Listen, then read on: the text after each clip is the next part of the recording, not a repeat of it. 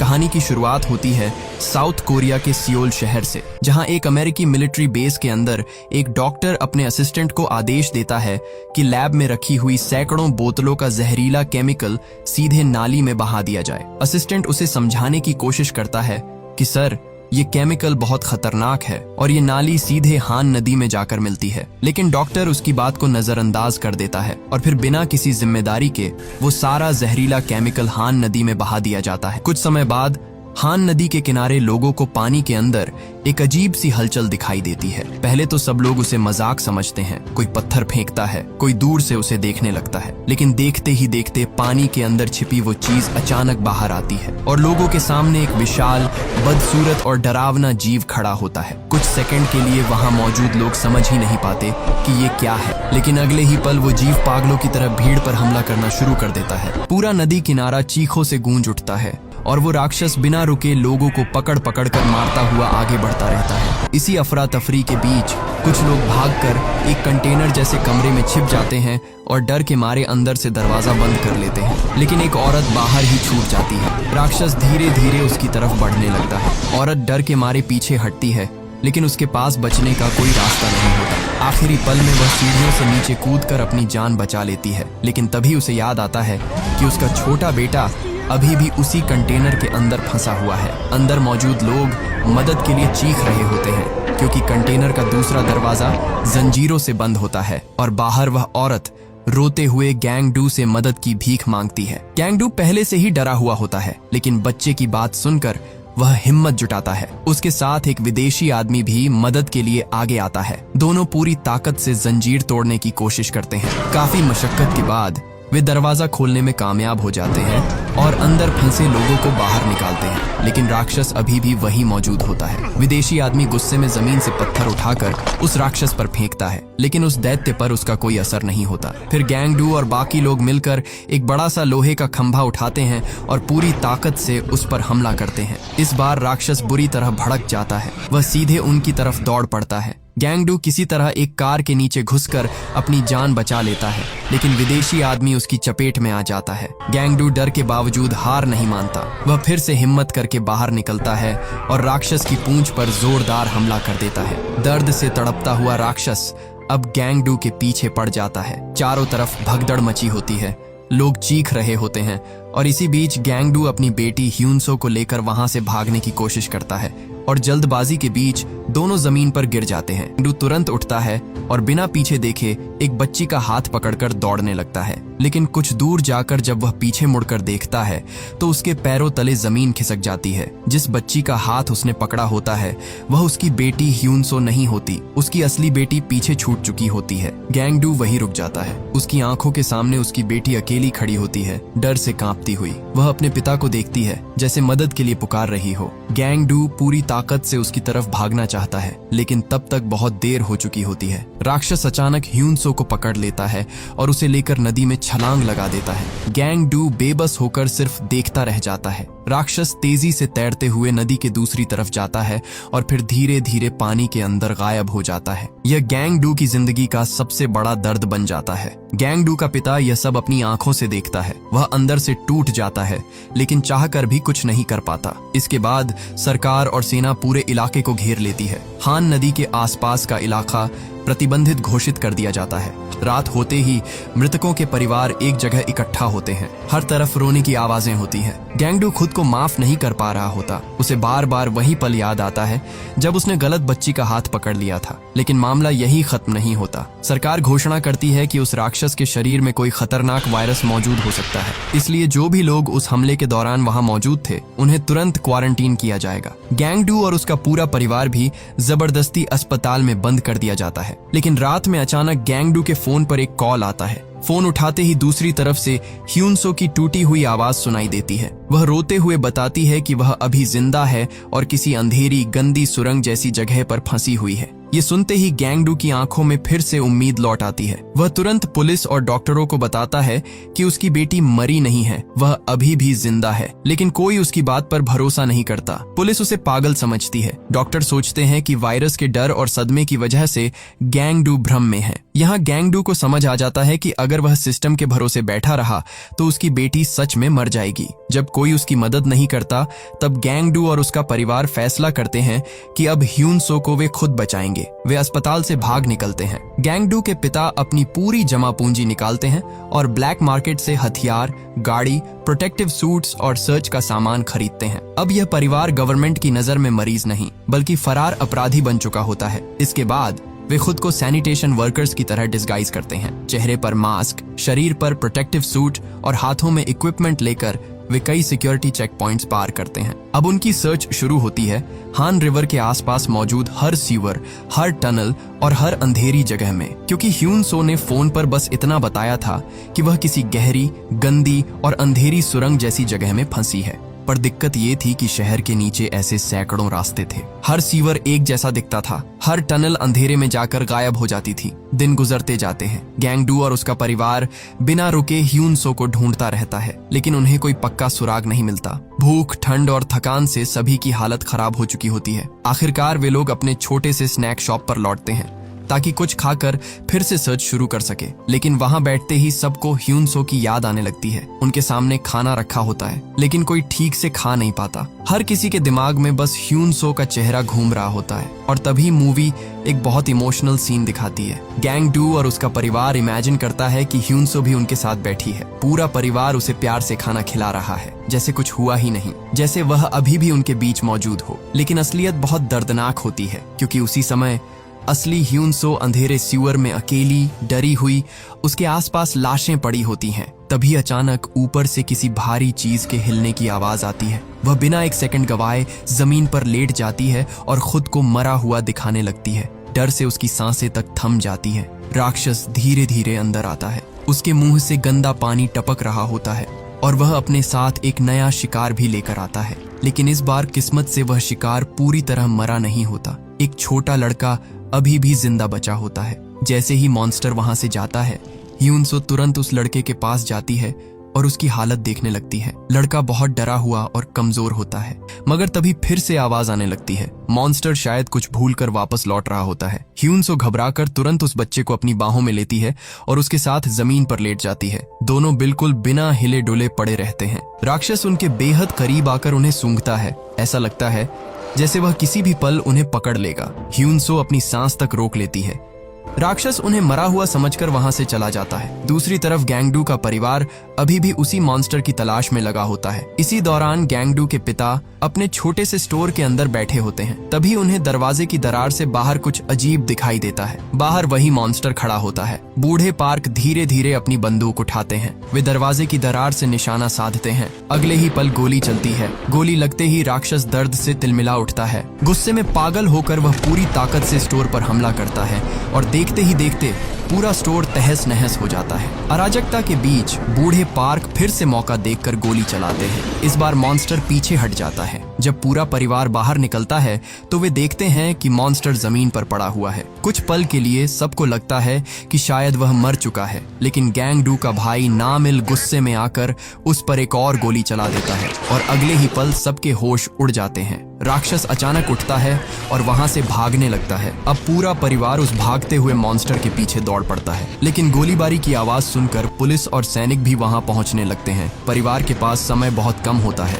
इधर पुलिस उन्हें पकड़ने आ रही होती है और उधर मॉन्स्टर दोबारा नदी की तरफ भाग जाता है। राक्षस इसी मौके का फायदा उठाता है और वापस हान रिवर में छलांग लगा देता है। तभी बूढ़े पार्क अपने बच्चों से कहते हैं कि तुम लोग भाग जाओ। वह जानते हैं कि पुलिस भी आ रही है, इसलिए वह खुद पीछे रुककर मॉन्स्टर का सामना करने का फैसला करते हैं। वह गैंगडू की बंदूक अपने हाथ में लेते हैं। बूढ़े पार्क नदी किनारे खड़े होकर मॉन्स्टर का इंतजार करने लगते हैं। कुछ ही पल बाद मॉन्स्टर पानी से बाहर निकलता है और धीरे धीरे उनकी तरफ बढ़ने लगता है। लेकिन जैसे ही वह गोली चलाने की कोशिश करते हैं, उन्हें एहसास होता है कि बंदूक खाली है और यही छोटी सी गलती बूढ़े पार्क की जिंदगी ले लेती है। अपने पिता को इस हालत में देखकर गैंगडू पूरी तरह टूट जाता है। उसके अंदर गिल्ट, गुस्सा और बेबसी सब एक साथ फट पड़ते हैं। लेकिन पुलिस तेजी से पास आ रही होती है।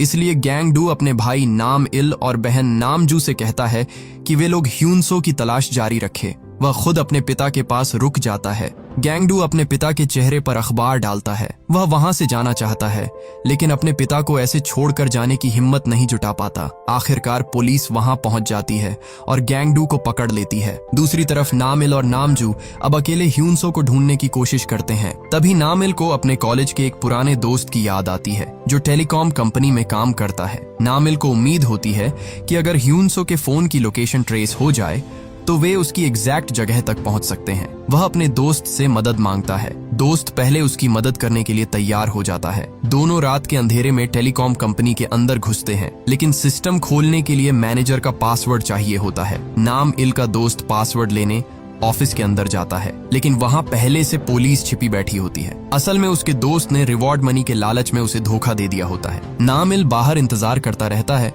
लेकिन उसे धीरे धीरे शक होने लगता है। तभी उसकी नजर पास रखे एक इलेक्ट्रॉनिक डिवाइस पर जाती है। वह बिना समय गंवाए अंदाजे से पासवर्ड डालने की कोशिश करता है और हैरानी की बात यह होती है कि सिस्टम खुल जाता है। आखिरकार नामिल ह्यूनसो के फोन की लोकेशन निकाल लेता है। अब उसे पता चल जाता है कि ह्यूनसो किस तरफ फंसी हुई है, लेकिन तभी पुलिस उसे चारों तरफ से घेर लेती है। नामिल घबराता नहीं, वह तुरंत दिमाग लगाता है और बिजली का शॉर्ट सर्किट कर देता है। पूरे कमरे की लाइट्स बंद हो जाती है और अंधेरा फैल जाता है। इसी मौके का फायदा उठाकर नामिल वहां से भाग निकलता है। जाते जाते वह अपने दोस्त को देखता है, वही दोस्त जिसने पहले उसे धोखा दिया था, लेकिन अब चुपचाप उसे भागने का इशारा करता है। नामिल किसी तरह पुलिस से बचकर बाहर निकलता है और पुल से नीचे कूद जाता है। वह बुरी तरह घायल हो जाता है, लेकिन बेहोश होने से पहले ह्यूनसो की लोकेशन अपने भाई और बहन को भेज देता है। उधर नामजू पूरी रात पुल के नीचे छिपकर बिताती है। वह खुद भी पुलिस से बच रही होती है, लेकिन उसकी आंखों में अब भी एक ही मकसद होता है, किसी तरह ह्यूनसो तक पहुंचना। अगले दिन वह छिपते छिपाते एक छोटी दुकान में जाती है। वहां कुछ खाती है, थोड़ा खुद को संभालती है और अपना बंद पड़ा फोन चार्ज करती है। जैसे ही फोन चालू होता है, उसे नामिल का भेजा हुआ मैसेज मिल जाता है। उस मैसेज में ह्यूनसो की लोकेशन होती है। अब नामजू को पता चल जाता है कि उसे कहाँ जाना है। वह बिना देर किए तुरंत उस जगह की तरफ निकल पड़ती है। काफी लंबा सफर तय करने के बाद नामजू पुराने ब्रिज के पास पहुंचती है। चारों तरफ सुनसान माहौल होता है। नीचे गंदा पानी बह रहा होता है और आसपास वही अंधेरी सीवर टनल्स फैली होती है। नामजू धीरे धीरे आगे बढ़ती है। उसके हाथ में उसका बो होता है, लेकिन तभी अचानक उसके सामने वही मॉन्स्टर आ जाता है। नामजू तुरंत अपना बाव निकालकर निशाना साधने की कोशिश करती है, लेकिन इससे पहले कि वह एरो चला पाती, मॉन्स्टर बिजली जैसी रफ्तार से उस पर हमला कर देता है। टक्कर इतनी तेज होती है कि नामजू पास के एक गहरे गड्ढे में जा गिरती है। कुछ पल के लिए ऐसा लगता है कि अब उसकी जान नहीं बचेगी, लेकिन किस्मत से वह गड्ढा इतना संकरा होता है कि मॉन्स्टर उसके अंदर नहीं पहुंच पाता। नामजू बेहोश हो जाती है, लेकिन उसकी जान बच जाती है। दूसरी तरफ गैंग डू को भी आखिरकार ह्यूनसो की लोकेशन का पता चल जाता है, लेकिन हॉस्पिटल में डॉक्टर्स उसकी किसी बात पर भरोसा नहीं करते। उन्हें लगता है कि गैंग डू पर वायरस का असर उसके दिमाग तक पहुंच चुका है। उन्हें लगता है कि वह हेलुसिनेशन में अपनी मरी हुई बेटी को जिंदा समझ रहा है। डॉक्टर्स गैंग डू का जबरदस्ती ऑपरेशन करने की तैयारी करने लगते हैं। वे उसके दिमाग से सैंपल निकालना चाहते हैं ताकि वायरस की जांच कर सके। वह किसी तरह हॉस्पिटल स्टाफ को काबू में करता है, वहां से निकलता है और सीधे ह्यूनसो की लोकेशन की तरफ दौड़ पड़ता है। उधर नामिल को एक बेघर आदमी बचाता है। पहले तो नामिल बहुत कमजोर और घायल होता है, लेकिन जब उसे होश आता है तो वह उस आदमी को सब कुछ बताता है। वह बेघर आदमी भी उसकी मदद करने के लिए तैयार हो जाता है। दोनों मिलकर पेट्रोल बॉम्ब्स बनाते हैं ताकि मॉन्स्टर से लड़ने का कोई तरीका उनके पास हो। फिर वे भी तुरंत ब्रिज की तरफ निकल पड़ते हैं। अब कैमरा फिर से ह्यूनसो की तरफ जाता है। ह्यूनसो और वह छोटा लड़का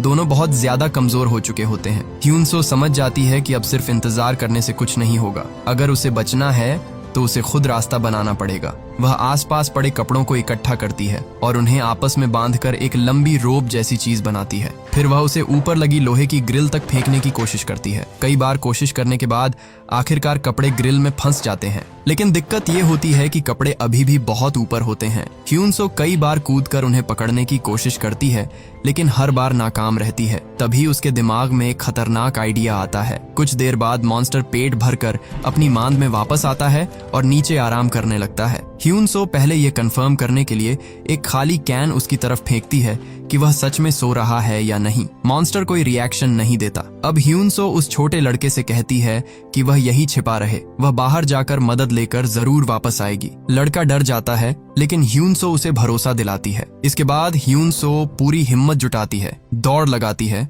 और सीधे मॉन्स्टर की पीठ पर पैर रखकर ऊपर लटक रहे कपड़ों को पकड़ लेती है। कुछ पल के लिए लगता है कि वह सच में बच जाएगी, लेकिन तभी मॉन्स्टर की लंबी पूंछ अचानक उसे जकड़ लेती है। धीरे धीरे वह उसे वापस नीचे खींचने लगता है। ये सीन बहुत डरावना होता है। ये सब देखकर छोटा लड़का डर से कांपने लगता है। ह्यूनसो खुद खतरे में होती है, लेकिन फिर भी वह उस बच्चे को बचाने के लिए वापस उसकी तरफ भागती है। वह उसे छिपाने और बचाने की कोशिश करती है, लेकिन तभी मॉन्स्टर उसे दोबारा पकड़ लेता है। अब ह्यूनसो की हालत बहुत कमजोर हो चुकी होती है। इसी बीच बाहर सरकार फैसला करती है कि अब इस मॉन्स्टर को खत्म करने के लिए कोई बड़ा कदम उठाना पड़ेगा, लेकिन सरकार का तरीका फिर से खतरनाक होता है। वे हान रिवर के पास एक डेंजरस बायोकेमिकल वेपन छोड़ने की तैयारी करते हैं, जिसे वे वायरस और मॉन्स्टर को रोकने का आखिरी सॉल्यूशन बताते हैं। लेकिन अब लोगों को गवर्नमेंट की बातों पर भरोसा नहीं होता। इसी वजह से हजारों लोग सड़कों पर उतर आते हैं। हान रिवर के किनारे बड़े बड़े प्रोटेस्ट शुरू हो जाते हैं। लोग सरकार के खिलाफ नारे लगाने लगते हैं। इसी बीच नदी के अंदर छिपा बैठा मॉन्स्टर अगले ही पल वह तेज रफ्तार से भीड़ की तरफ बढ़ने लगता है।